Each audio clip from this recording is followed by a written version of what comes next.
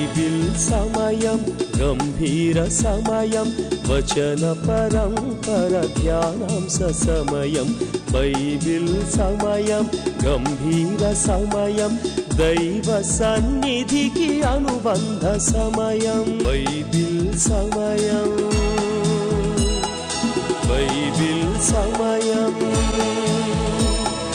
Bible సమయం Bible సమయం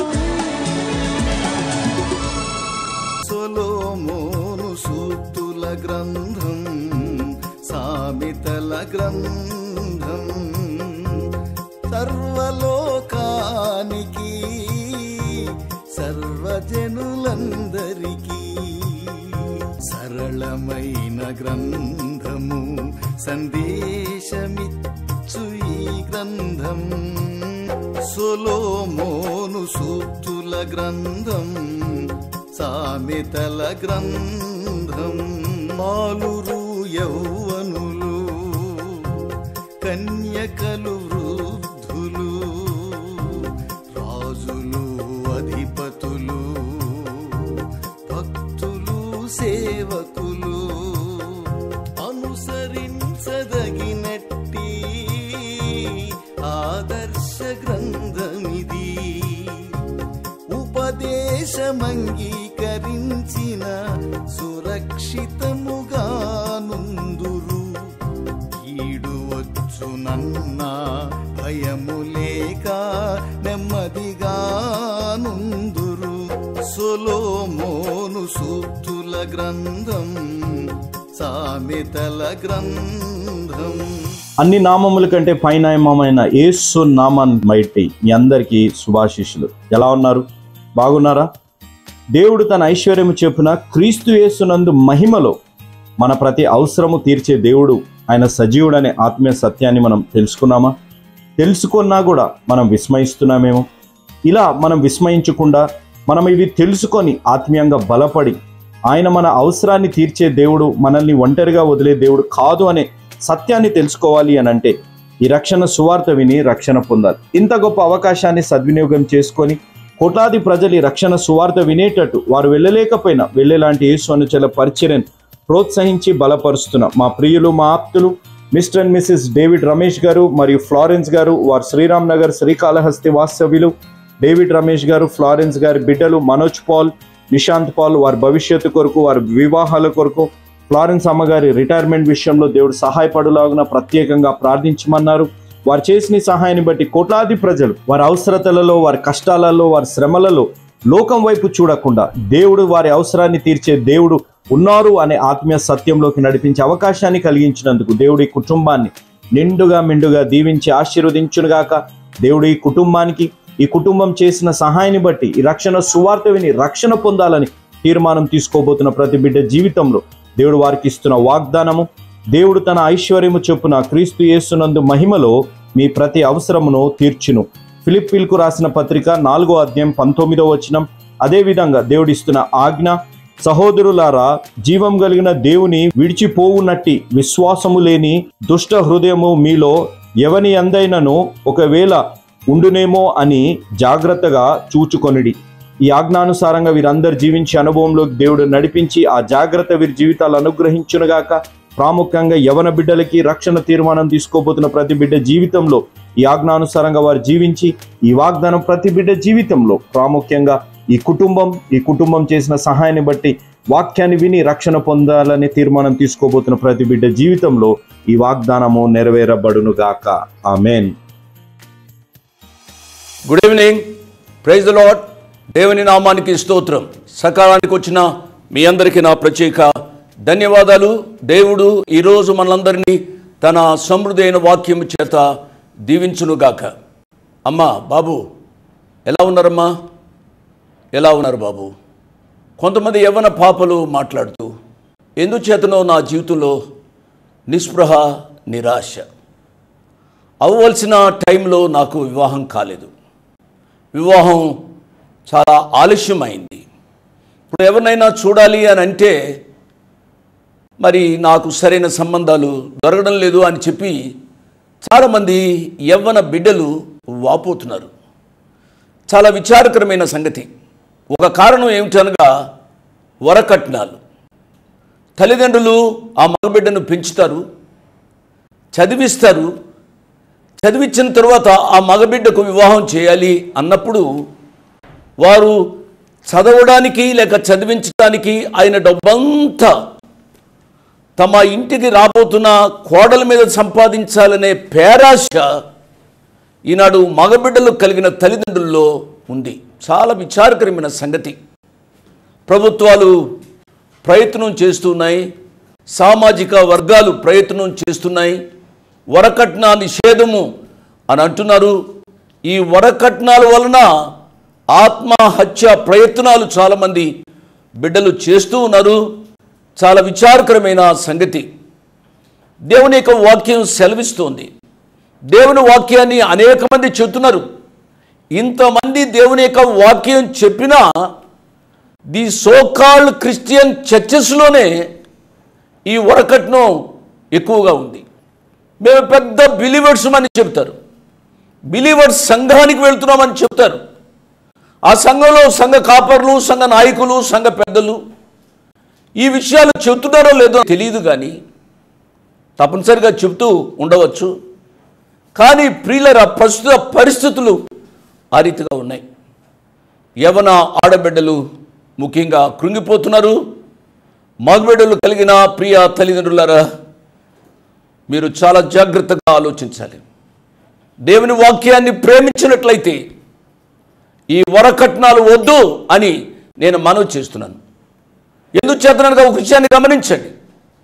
ఆడబిడ్డను కని పెంచిన తల్లిదండ్రులు తప్పనిసరిగా ఆమెను అత్తగారింటికి పంపించేటప్పుడు చాలా మర్యాదగా, గౌరవప్రదంగా పంపిస్తారు. కాబట్టి ఈ సత్యాన్ని గ్రహించి మీరు ఈ వరకట్నాన్ని మీ వ్యక్తిగత కుటుంబ జీవితంలో నిషేధించే అనుభవంలోనికి రావాలని నేను మనవి చేస్తున్నాను. ఇక దేవుని యొక్క వాక్య ధ్యానంలోనికి వెళ్తున్నాను. చివరిలో నేను ప్రార్థన చేస్తాను. జాగ్రత్తగా ప్రార్థన అయ్యే వరకు దేవుని వాక్యాన్ని మీరు జాగ్రత్తగా వినాలని నేను మనవి చేస్తూ ఉన్నాను. సామెతల గ్రంథం 26వ అధ్యాయము 17, 18, 19 వచనాలు చదువుతున్నాను. తనకు పట్టని జగడమును బట్టి రేగువాడు దాటిపోచున్న కుక్క చెవులు పట్టుకొని వానితో సమానుడు. తెగులు, అమ్ములు, కొరవులు విసరు వెర్రివాడు తన పొరుగువాని మోసపుచ్చి నేను నవ్వులాటకు చేసి తిని అని పలుకువానితో సమానుడు. కట్టెలు లేని యెడల అగ్ని ఆరిపోవును. కొంతమందికి చీటికి మాటికి దెబ్బలాడే అలవాటు ఉంటుంది. తనకు పట్టని జగడాలకు వెళ్ళేవాడు ఎటువంటి వాడు అని అంటే పిచ్చివాడు. సొలొమోను రాజు గారు ఏమంటున్నాడు? కుక్క చెవులు పట్టుకుని ఊరేగవానితో సమానుడు అన్నమాట. కుక్కను పట్టుకుని గోదావరి తట్ట ఒకడు, ఆ రీతి అయిన పిచ్చివానితో సమానుడు. నీకు కాని విషయాలకు నువ్వు జోక్యం చేసుకోవద్దు అని దేవుని యొక్క వాక్యం సెలవిస్తుంది. నీ ఇంటి ప్రకారంతో కానీ, నీ కుటుంబంలో వ్యక్తులతో కానీ, నీకు పట్టరాని విషయాలలో నీవు జోక్యం చేసుకోవడం నీకు ఆశీర్వాదకరం కాదు అనే విషయాన్ని నేను జ్ఞాపకం చేస్తున్నాను. ఈ చదివిన ఈ 3 వచనాలలో ఉన్న విషయాలకు దేవుని పిల్లలు దూరంగా ఉండాలి. యేసు ప్రభువాన్ని సొంత రక్షకునిగా అంగీకరించిన విశ్వాసులు ఈ విషయాలకు దూరంగా ఉండడం ద్వారా లోకంలో ఒక ప్రత్యేక సాక్ష్యం కలిగి ఉండడానికి అవకాశం ఉంది అనే సత్యాన్ని జ్ఞాపకం చేస్తున్నాను. 20వ వచనం, కట్టెలు లేని యెడల అగ్ని ఆరిపోవును, కొండెగాడు లేని యెడల జగడము చల్లారును. ఎంత క్రిస్టల్ క్లియర్గా ఈ జ్ఞాని అయిన సొలొమోను రాజు గారు రాస్తున్నారండి. కొండెగాడు అని అంటే చాడీలు చెప్పేవాడు. కొంతమందికి చాడీలు చెప్పే బుద్ధి, ఈ చాడీలు చెప్తేనే కానీ వారికి తిన్నది అరగదా అని అనిపిస్తుంది. కట్టెలు లేకపోతే అగ్ని ఆరిపోతుంది న్యాచురల్గా. ఈ చాడీలు చెప్పేవాడు లేకపోతే కుటుంబాలు శాంతి సమాధానాలతో ఉంటాయి. ఒక ఇంటికి వస్తాడు, ఆ ఇంటికి తల్లికో తండ్రికో చెబుతాడు, మీ పాప అలా బజార్కి వెళ్తుంది కదమ్మా. అవును వెళ్ళిందన్న. మీ పాప బజార్కి వెళ్ళింది, కానీ అక్కడ ఎవరో ఒక అబ్బాయితో మాట్లాడుతుంది, చాలాసేపుగా మాట్లాడుతుంది, నేను చూచాను, ఆయన నాకెందుకులే అని చెప్పి అతడు ఆ కొండెగాడు ఆ ఇంటిలో అగ్ని వేశాడు. ఆ పాప వచ్చిన వెంటనే వాళ్ళమ్మ తిట్టడం ప్రారంభిస్తుంది. ఇదేమిటమ్మా, అతడు నా క్లాసుమేటు, నా కాలేజీ మేటు, మేమందరం కలిసి ఉంటాము, ఏదో మామూలుగా మాట్లాడుతున్నాం, దానికి ఎందుకు ఈ రీతిగా తిడుతున్నావు అని అమ్మాయి చాలా బాధపడుతుంది. ఎందుకు చేత తిడుతుంది? కొండేగాడు, చాడీలు చెప్పేవాడు. కొండేగాడు అనే మాటే బాగలేదు. కొండేగాళ్ళుగా ఈ కార్యక్రమాన్ని వింటున్న వారు ఎవరూ కూడా ఉండకూడదు అనే విషయాన్ని జ్ఞాపకం చేస్తున్నాను. నీకు చేతనైతే మేలు చెయ్యి, నీకు చేత కాకపోతే మెదలకుండా ఊరుకోవాలి అనే విషయాన్ని నేను జ్ఞాపకం చేస్తున్నాను. 21వ వచనం, వేడి బూడిదకు బొగ్గులు, అగ్నికి కట్టెలు, కలహములు పుట్టించుటకు కలహ ప్రియుడు. కొంతమందికి వాళ్ళకి వీళ్ళకి మధ్య కలహాలు పెట్టి అంతరంగంలో నవ్వుకునడానికో తృప్తి చెందడానికో అవకాశం ఉంది. అటువంటి వారినే కలహప్రియులు అని అంటాం. కొంతమంది కుటుంబాలలో కలహాలు పెడతారు, కొంతమంది సంఘాలలో కలహాలు పెడతారు. నేను చిన్న వయసులో ఉండగా ఒక సేవకుడు ఒక ఊరికి వెళ్తున్నాడు. ఆ ఊరికి వెళ్తున్నప్పుడు అక్కడున్న కొంతమంది చెప్తారు, బ్రదర్ మీరు ఆ ఊరికి వెళ్తున్నారు కదా, ఆ సంఘంలో మీరు చలామణి కావాలి అని అంటే అందులో ఒక ఆమె ఉంది, ఆమెను మీరు క్యాచ్ చేస్తే, ఆమెను మీరు లోబర్చుకుంటే మీరు చలామణి అవుతారు అని చెప్తుంది. ఏమిటి క్యాచ్ చేయాలి, ఏమిటి లోబర్చుకోవాలి ప్రియులరా? ఆమెకు రోజు వెళ్ళి ఏమైనా తిని పెడుతూ ఉండాలా? కలహ ప్రియులు చాలా డేంజర్. కలహాలు పుట్టించడమే వారికి ఇష్టం. ఈ దినాల్లో కూడా సంఘాల్లో అటువంటి దుస్థితి వచ్చింది. సంఘాలలో కూడా అగ్నిని కురిపిస్తున్నారు. సంఘాల ఎదుట రక్షక భటులు ఉండి లోపల ఆరాధనలు జరుగుతున్నాయి అని అంటే ఎంత సిగ్గుపడాలి. క్రమశిక్షణకు, మర్యాదకు, నెమ్మదికి, శాంతి సమాధానకు నిలయమైన సంఘంలో ఈనాడు కాపలా ఉండవలసి వస్తోంది. కలహములు పుట్టించుటకు కలహ ప్రియుడు. జాగ్రత్తగా ఈ విషయాలు ఆలోచించాలి. సామెతల గ్రంథంలో ఒక మాట ఉంది. సామెతల గ్రంథం 18వ అధ్యాయము 8వ వచనంలో మాట నేను చదువుతున్నాను. కొండేగాని మాటలు అనగా చాడీలు చెప్పేవాని మాటలు రుచిగల భోజ్యములు, అవి కడుపులోనికి దిగిపోను. వాడు మాట్లాడుతున్నంతసేపు వినేవాళ్ళు వింటూనే ఉంటారు. ఎందుకంటే వాడు మసాలా కలిపి రుచిగా మాటలు చెబుతూ ఉంటాడు. అదంతా వట్టిదే. అబద్ధాలు ఆ రీతిగా కల్పించి కొండెగాడు చెబుతాడు. ఏమంటున్నాడు? కొండెగాని మాటలు రుచిగల భోజ్యములు. అదే సామెతల గ్రంథం 20వ అధ్యాయము 19వ వచనం, కొండెగాడై తిరుగులాడువాడు పరుల గుట్టు బయట పెట్టునో, కావున వదరుబోతుల జోలికి పోకము. ఈ కొండెగాళ్లే వదరుబోతులు. వాళ్ళు మాటలు మాట్లాడితే ఆ మాటలలో చాతుర్యము, చాకచక్యం ఉంటుంది.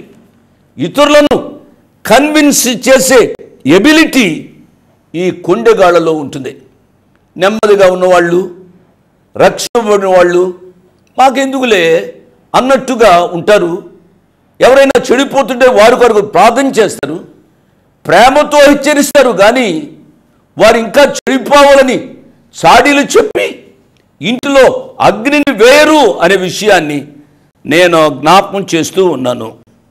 సామెతల గ్రంథం 26వ అధ్యాయము 22వ వచనం, కొండెగాని మాటలు రుచికల పదార్థములు వంటివి, అవి లోకడుపులోనికి దిగిపోవును. ఇప్పుడే నేను చెప్పాను, కొండెగాడు మాట్లాడుతుంటే ఎంతో చక్కగా ఉంటాయి.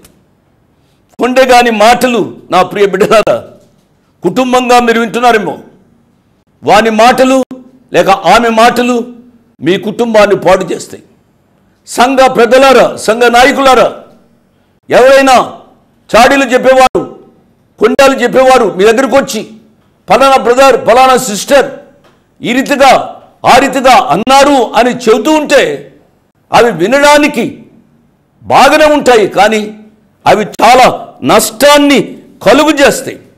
కొండెగాని మాటలు రుచిగల పదార్థముల వంటివి, ఆ రీతిగా కొండెగాని మాటలు వినవద్దు అని జ్ఞాని అయిన సొలొమోను రాజు గారు పదే పదే రాస్తూ ఉన్నారు. 23వ వచనం, చెడు హృదయమును ప్రేమగల మాటలాడు పెదవులను కలిగిండుట మంటి పెంకు మీది వెండి పూతతో సమానం. అది మంటి పెంకు, దాని మీద వెండి పూత పూసారు అనుకోండి, ఇది మంటి పెంకు అనుకోరు, వెండితో చేసిన వస్తువు అనుకుంటారు.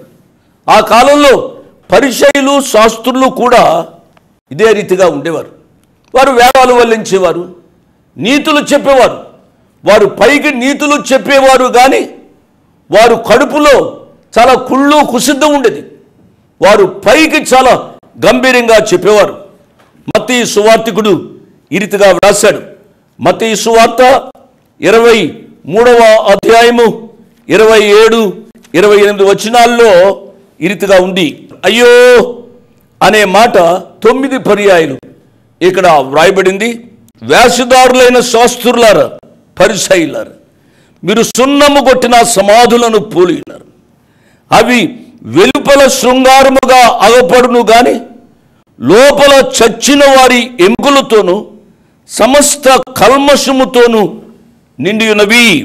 అలాగే మీరు వెలుపల మనుషులకు నీతిమంతులుగా అగపడుచున్నారు, కానీ లోపల వేషధారణతోనూ అక్రమముతోనూ నిండి ఉన్నారు. కాబట్టి అయ్యో వేషధారులైన శాస్త్రులారా, పరిసయ్యులారా అని ప్రభువారు 9 రీతులుగా వారిని ఖండిస్తూ వచ్చారు. దయచేసి మీరు అర్థం చేసుకోవాలి, చెడు హృదయమును ప్రేమగల మాటలు పెదవుల నుంచే వస్తాయి. వారు చెడిపోయిన హృదయం కలిగిన వారు, కానీ చాలా ప్రేమగా మాట్లాడుతూ ఉంటారు. వాక్యాన్ని వింటున్నా నా ప్రియ బిడ్డలు, మీలో ఎవరు కూడా పైకి వేషధారణ కలిగి జీవించవద్దు అని ప్రభు పేరిట నేను మనవి చేస్తున్నాను. హృదయము నిండిన దానిని బట్టి నోరు మాట్లాడుతుంది. కాబట్టి మీ నోరు ఏ రీతిగా మాట్లాడుతుందో, వేషధారణతో ఉందో లేదో మీరు పరీక్షించుకోవాలి. ఆ రీతైన సంగతి మీకుగా తెలుసు. మీరు మాట్లాడే మాటల్లో వేషధారణ ఉంది అని పరిశుద్ధాత్మదేవుడు మిమ్మల్ని గద్దిస్తూ ఉంటే దానిని అంగీకరించి ప్రభు పాదాల దగ్గర క్షమాపణ అడగాలని ప్రభు పక్షంగా నేను మనవి చేస్తూ ఉన్నాను. 24వ వచనం, పగవాడు పెదవులతో మాయలు చేసి అంతరంగంలో కపటము దాచుకున్నాను. నేను పదే పదే చెబుతున్నాను, ఇదే వేషధారి జీవితం. వేష అయినా క్షమించబడుతుంది, రక్షింపబడుతుంది. వేషధారి క్షమించబడు, రక్షింపబడు. దేవుడు మన అంతరంగంలో పరిశుద్ధతను కోరుకుంటున్నాడు. పై వేషాన్ని కాదు, ఆయన హృదయాన్ని చూస్తాడు. ప్రియులారా, ఆయన మన మాటలు చాకచక్యం కాదు ఆయన చూచేది. ఎందుచేతనే హృదయాన్ని చూస్తాడు అనగా, హృదయం అన్నిటికంటే మోసకరమైనది, అది ఘోరమైన వ్యాధి గలది. ఇర్మియా గ్రంథంలో అనేక పర్యాయాలు మనం చదువుకుంటూ వచ్చాం. మన హృదయ స్థితిని బట్టి దేవుడు తీర్పు తీరుస్తాడు అనే సత్యాన్ని ఇదే జ్ఞాని అయిన సొలొమోను గారు రాశారు. ఇదే సామెతల గ్రంథం 12వ అధ్యాయము నేను ఇదివరకు చదివాను. గద్దింపును అసహించుకునివాడు పశుప్రాయుడు, సత్పురుషునికి యెహోవా కటాక్షము చూపును. దురాలోచనలు గలవాడు నేరస్తుడని ఆయన తీర్పు తీర్చును. మన ఆలోచన సరళి ఏ రీతిగా ఉందో ఆ ప్రియ ప్రభువుకు తెలుసును కాబట్టి మన మాటలలో ఉన్న సౌందర్యము, మన మాటలో ఉన్న చాకచక్యము మనుషులు చూస్తారు, కానీ మన ప్రియ దేవుడు మన అంతరంగాన్ని చూస్తాడని జాగ్రత్తగా మన హృదయాన్ని కాపాడుకున్న వాళ్ళని ప్రభు పేరిట నేను జ్ఞాపకం చేస్తూ ఉన్నాను. 24-25 వచనాలు. పగవాడు పెదవులతో మాయలు చేసి అంతరంగంలో కపటము దాచుకొనును. వాడు దయగా మాట్లాడినప్పుడు వాని మాట నమ్మకము. వాని హృదయంలో 7 విషయములు కలవు. ప్రియులరా, ఈ 7 విషయాలు ఏమిటో గత పాఠంలో నేను చదివాను. అదే సామెతల గ్రంథం 6వ అధ్యాయము 16వ వచనం నుంచి ఆ 7 విషయాలు నేను చదువుతున్నాను. యెహోవాకు అసహ్యములైనవి 6 కలవు, 7 ఆయనకు హేములు. ఆ హేములైన 7 విషయాలు ఏమిటో చదువుతున్నాను. అవేవనగా అహంకార దృష్టి, కలలాడు నాలుక, నిరపరాధులను చంపు చేతులు, దుర్యోచనలు యోచించు హృదయము, కీడు చేటుకు త్వరపడి పరుగులెత్తు పాదములు, లేని వాటిని పలుకు అబద్ధ సాక్షి, అన్నదమ్ములలో జగడములు పుట్టించువాడు. నా ప్రియులరా, మన యొక్క జీవితాల్లో వీటికి దూరంగా జీవించాలని దేవుని యొక్క వాక్యము సెలవిస్తుంది. వేషధారి, కపట హృదయం కలిగిన వాడు పైకి మాట్లాడినప్పుడు కూడా అంతరంగంలో హేయ విషయాలు పెట్టుకుని పైకి చాలా సుందరంగా మంచిగా మాట్లాడాడు, అతడే వేషధారి. కీర్తనాకారుడు కూడా ఈ రీతిగా వ్రాశాడు. 28వ కీర్తన 3వ చరణంలో ఈ రీతిగా ఉంది. భక్తిహీనులను పాపము చేయువారిని నీవు లాగివేయనట్టు నన్ను లాగివేయకుమో. వారు దుష్టాలోచన హృదయంలో ఉంచుకుని తమ పొరుగు వారితో సమాధానముగా మాట్లాడుదురు.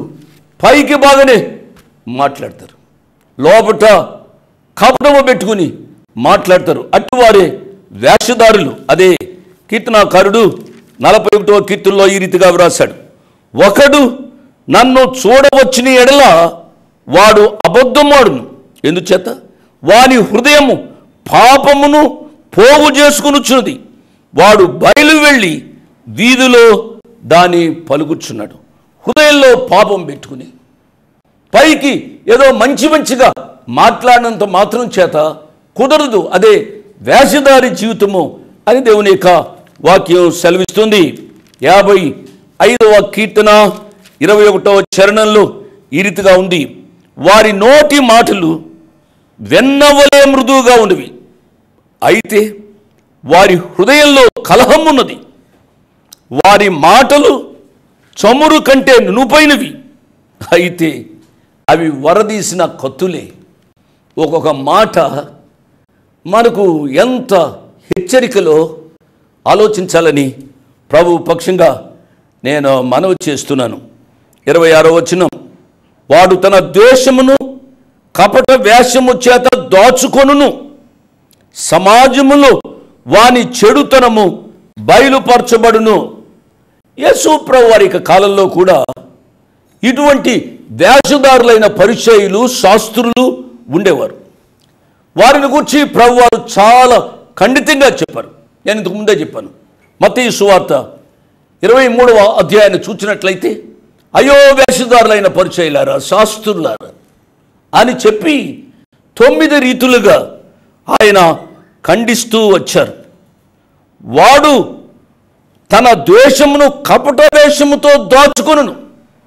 వాడు దాచుకుంటాడు. కొంతమంది బట్టల చాటును దాచుకుంటారు, కొంతమంది వాక్య పరిచర్య చాటును దాచుకుంటారు, కొంతమంది వారి దీర్ఘ ప్రార్థనల చాటును దాచుకుంటారు, కొంతమంది వారి దాన ధర్మాల చాటును దాచుకుంటారు. నేను చెప్పేది మీరు గ్రహిస్తున్నారు కదా. పైకి మంచి పనులే చేస్తారు, అంతరంగంలో కపటం పెట్టుకుంటారు. వారే పరిచయులు, వేషధారులు, శాస్త్రులు అనే విషయాన్ని నేను జ్ఞాపకం చేస్తున్నాను. 27, 28 వచనాలు చదివి మనం ముగించుకుందాం ఈ యొక్క సామెతల గ్రంథం 26వ అధ్యాయాన్ని. గుంటను త్రవ్వువాడే దానిలో పడును, రాతిని పొర్లించు వాని మీదకి అది తిరిగి వచ్చును. అబద్ధములాడు వాడు తాను నలుగుగొట్టిన వారిని ద్వేషించును. ఇచ్చకపు మాట్లాడు నోరు నష్టమును కలుగు చేయి. మాది పల్లెటూరు అని చెప్పాను కదూ, ఒక తీర్థం జరిగేది. అది పెద్ద ఇసుక దినిలో జరిగేది. చాలామంది వచ్చేవారు, చాలామంది ఆడపిల్లలు మగపిల్లలు వచ్చేవారు. ఆడపిల్లలు నడుస్తూ ఉంటే వీళ్ళు ఏం చేసేవారంటే, కొంతమంది మగబిడ్డలు ఆ ఇసుక మీద గోతులు తీసేవారు. ఎందుకంటే ఆ పాప కానీ ఆ పిల్లలు కానీ వెళ్తూ ఉంటే ఆ గోతులో పడతారని. ఆ గోతులో ఆడపిల్లలు పడితే వెనకాల మగపిల్లలు వస్తారు కదా, వాళ్ళు కూడా పడతారు. ఇక్కడ వాక్యం సెలవిచ్చేది ఏమిటి?